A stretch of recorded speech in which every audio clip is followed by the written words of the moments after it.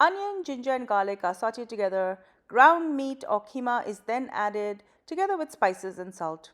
A special green paste is made and this is added to the meat. More spices, yogurt and peas are added, and to finish it off, green chili and dill is added.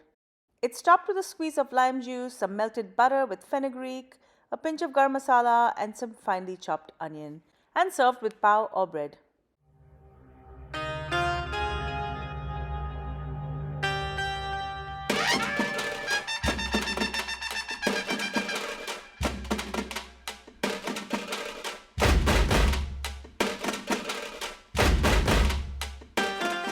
Let's start with the green paste. In my food processor, I'm going to add 1 cup of coriander, a half cup of mint leaves. These are fresh mint leaves from my garden. I'm going to add in 4 green chilies, 1 tablespoon of coriander seeds, 1 tablespoon of cumin seeds, 2 green cardamoms, 1 black cardamom, a half teaspoon of peppercorns, and I'm going to add a 1/4 cup of water and grind this to a nice smooth paste. Before I start making the meat, I'm going to make the tadka since I don't want to use another pan. For the tadka, I'm going to add 2 to 3 tablespoons of butter, allow this to melt and then add in 1 teaspoon of dried fenugreek. You can also do this step separately after the keema is ready. Quickly scoop this up and keep it aside. In the same pan, I'm going to add a 1/4 cup of oil and 2 cups of finely chopped onion. Cook this till the onion starts to turn golden brown.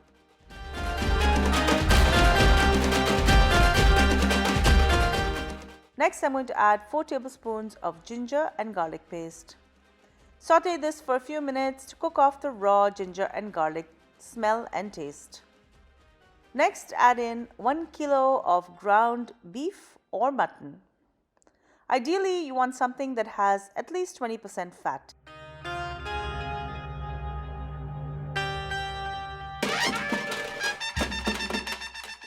Add in half a teaspoon of turmeric powder and salt to taste and mix it in.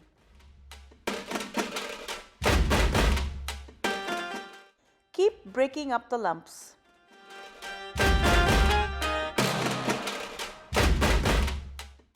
Now I'm going to add in all of the prepared green paste.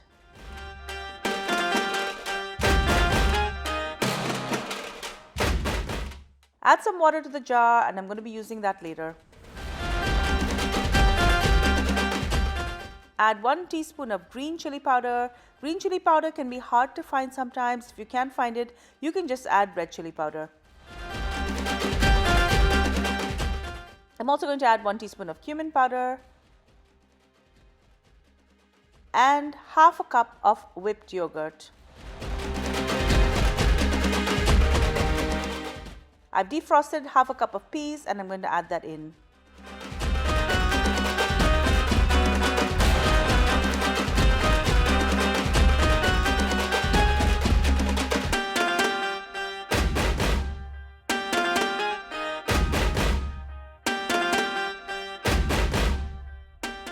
Cook the keema till it's nice and dry, and when it's dry, add a little bit of the water.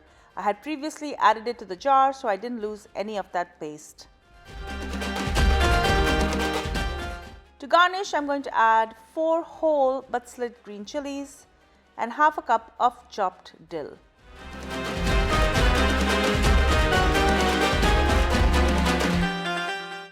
To finish off, add a squeeze of lime juice. I'm going to add a pinch of garam masala and a teaspoon of finely chopped onion. Top with all of that reserved butter and serve this with some pav or warm bread and enjoy.